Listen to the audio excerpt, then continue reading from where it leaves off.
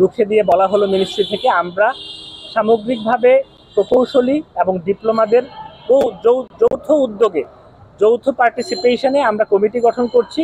সেখানে আলোচনার মাধ্যমে ইন্টারন্যাশনাল মানের একটি প্রকৌশল সেক্টর গঠন করা হবে। সেখানে কিন্তু তারা পার্টিসিপেশন করেছে, কিন্তু সাথে সাথে যখন তারা আলোচনায় বসেছে, যখন বুঝতে পারছে তাদের যে যুক্তিগুলো সেগুলো অসার, তারপরেই কিন্তু তারা ফেসবুকের মাধ্যমে আমাদের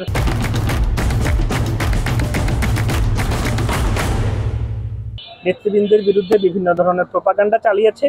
তারা কিন্তু পলিটেকনিক যে ছাত্র তাদেরকে কিন্তু লেলিয়ে দিয়েছে। ইভেন এই যে তাদের নেতৃবৃন্দ আছে এর মধ্যে আওয়ামী লীগের সময় অ্যাক্টিভ নেতাবৃন্দ কিন্তু এখানে ইনক্লুডেড আছে তারা যে, এবং তার প্রমাণটাও আমরা এর আগের সংবাদ সম্মেলনে কিন্তু দেখিয়েছি।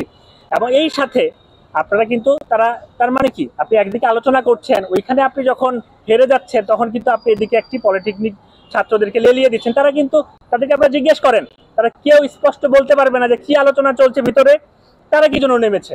তারা শুধু জানে যে এখানে মনে হয় আমার সবকিছু চলে যাচ্ছে, অথচ তাদেরকে এখানে পুরোটাই মিসলিড করা হয়েছে। ফলে আমরা বলতে চাই যে তারা সরকারকে প্রেশার ক্রিয়েট করছে। নাহলে আজকে কেন তারা সচিবালয় এইভাবে মব ক্রিয়েট করলো, যেখানে তাদেরকে 8 জনকে ইনভাইট করা হয়েছে, তারা কেন 20-এর মতো লোক সেখানে গিয়ে আমাদের সম্মানিত শিক্ষকদেরকে পর্যন্ত সেখানে অপমানিত পরিস্থিতিতে ফেলতে হয়েছে। তাহলে আপনারা বলেন তারা কিভাবে সরকারকে সহযোগিতা করছে? বরঞ্চ এই সরকারের দুর্বলতার উপর হাত দিয়ে তারা চাইছে তাদের যে এজেন্ডা সেটা যেন বাস্তবায়িত হয়। আমরা গতদিন বুয়েটের সংবাদ সম্মেলন ছিল, সেখানে আমরা স্পষ্ট প্রত্যেকটি প্রমাণ সহ তাদের আইডি প্রোফাইল কিন্তু আমরা সাংবাদিক আমাদের মাধ্যমে আমরা সোশ্যাল মিডিয়ায় কিন্তু এটা পাবলিশ করেছি।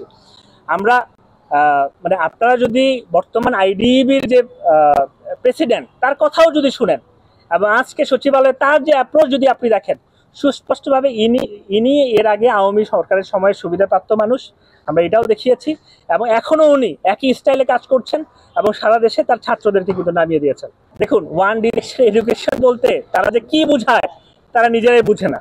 আমরা বারবার বলেছি one direction education international standard একটা আছে।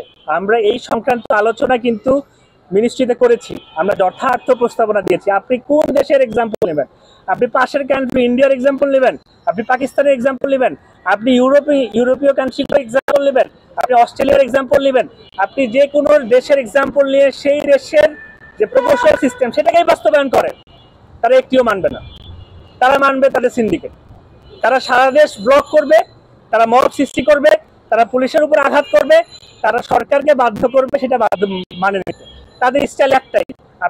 আপনাদের মাধ্যমে আমি এই মেসেজ আবারও দিচ্ছি, আপনারা বারবার ইনভেস্টিগেট করেন, প্রত্যেকটা সেক্টর নিয়ে আপনি ইনভেস্টিগেট করে কোনটা করা উচিত এটা দেন, আপনারা পাবলিশ করেন, তারা সেটাও মানবে না।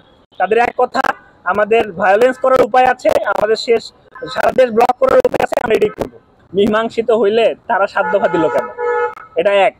2 নাম্বার হচ্ছে কোনো কিছুই মীমাংসিত না। তারা 81 সাল থেকে আন্দোলন করে আসছে, তারা 13 সালে আওয়ামী সরকারের উপরে চাপ ক্রিয়েট করে এবং তাদের মন্ত্রীদের মাধ্যমে ইন্টারনাল যোগাযোগের মাধ্যমে তারা সর্বশেষ যে সুবিধাটা নিয়েছে সেটা প্রকৌশল সেক্টরের অলরেডি এরা মরে গেছিল, এটা কফিনের শেষ পেরেকটা তারা 13 সালে মারছে। সেখানে তারা আওয়ামী ফ্যাসিস্টদের সহযোগিতায় কাজ করছে, এটাই স্পষ্ট। সেই সময় তারা কি ভায়োলেন্স ক্রিয়েট করছে সারা দেশে সেটাও স্পষ্ট। তাহলে আওয়ামী সরকারের সময় এই সুবিধা নেওয়াটা যদি মীমাংসিত হয় তাহলে তো আমাদের 24-এর অভ্যুত্থানের দরকার ছিল না। আমরা অভ্যুত্থানের মাধ্যমে স্পষ্ট বলছি প্রত্যেকটা সেক্টরে আওয়ামী লীগ যেই অনিয়ম সৃষ্টি করে গিয়েছে সেটা পুরোটাই ভেঙে দিতে হবে, নতুন করে বাংলাদেশ গড়তে হবে। এবং যেখানে অন্যায় আছে সেই অন্যায় আপনি কিভাবে মেনে নেন? যে প্রকৌশল সেক্টরে যে অসারতা আছে, সামনে প্রকৌশল বিশ্ববিদ্যালয়ের কোনো দরকারই হবে না, ডিপ্লোমারা চায় তারা এটা চালাবে। অথচ তারা যদি ইফিসিয়েন্টলি চালাইতো, আপনি যা দেখেন যেখানে ডিপ্লোমা বিরাজ করছে সেই সেক্টর পুরো ধ্বংস করে দিচ্ছে।